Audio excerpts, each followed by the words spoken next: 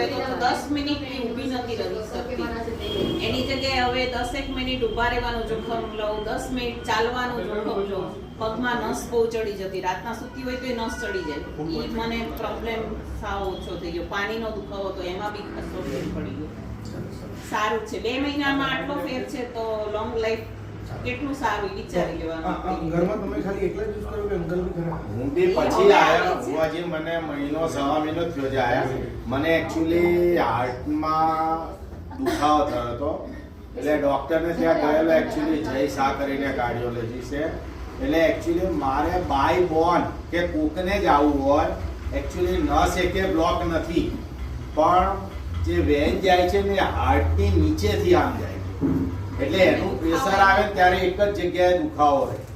એ ગયા ફેબ્રુઆરીમાં થયું હતું ત્યારે હું બતાવી આવ્યો હતો, પણ ત્યારે દવાને ચાલુ કર્યું હતું એટલે પણ હજી બી કેવું થાય, કોક ટાઈમે આવે એક જ જગ્યાએ દુખવાય, અહીં દુખે એટલે એક્ઝેક્ટ પાછળ દુખે. હવે ડોક્ટર પછી મેં બીજા ઓપિનિયન માટે તેજસ પટેલને બતાવ્યું. એટલે તેજસ પટેલે એવું કીધું કે ભાઈ બાય બોર્ન આવું છે, એટલે આમાં કશું થાય નહીં, આ જે છે એમ જ રહે, એટલે તમારે દવા ઉપર જ રહેવાનું. એટલે એકચ્યુઅલી આવતી હતી, પછી મેં સરને વાત કરી, મને કે તમે જો ટાઈમની અનુકૂળતા હોય તો થેરેપી લો, કે તમને મહિનો અનુકૂળ પડે તો આવો, કેવું રહે છે.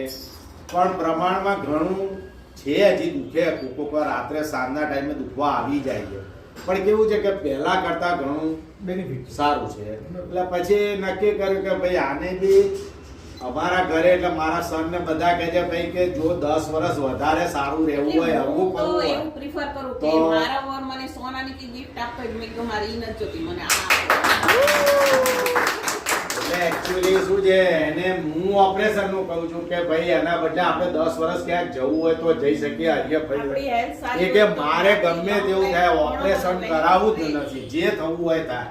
એટલે પછી એકચ્યુઅલી ક્યાંક આને અમારા વલ્લભ ટાવર માંથી અહીંયા આવે છે, એટલે એમને કીધું હશે કે ભાઈ લો, કે ખરેખર ભાઈ પોલીસ જોડે વાત કરી હતી, એ આવતું પછી હું આવતો, પણ એને દેખાય છે એટલે મેં કીધું ભાઈ એનેથી બચવું હોય તો પછી ઘરે હોય તો શું છે કે ટાઈમની અનુકૂળતા ના રહે તો લઈ શકીએ આપણે બી અવારે એમ. 100%. હા, એટલે પછી પરચેસ હું તો કરી. suggest કરું કે થોડી થોડી બચત કરીને એની લાઈફમાં વસાવા જેવી વસ્તુ એટલે વસાવા જેવું છે કહેવાનું, એટલે આની કોઈ આડઅસર નથી, એટલે એમ. અને બધાને દિવસે દાડે તકલીફ તો હવે આપણી શું છે કે એકચ્યુઅલી ખાવાની પીવાની શૈલી જેવી થઈ ગઈ છે આપણી, કે એના લીધે બધું વારાફરતી કંઈક ને કંઈક થતું જ હોય છે. ચાલો.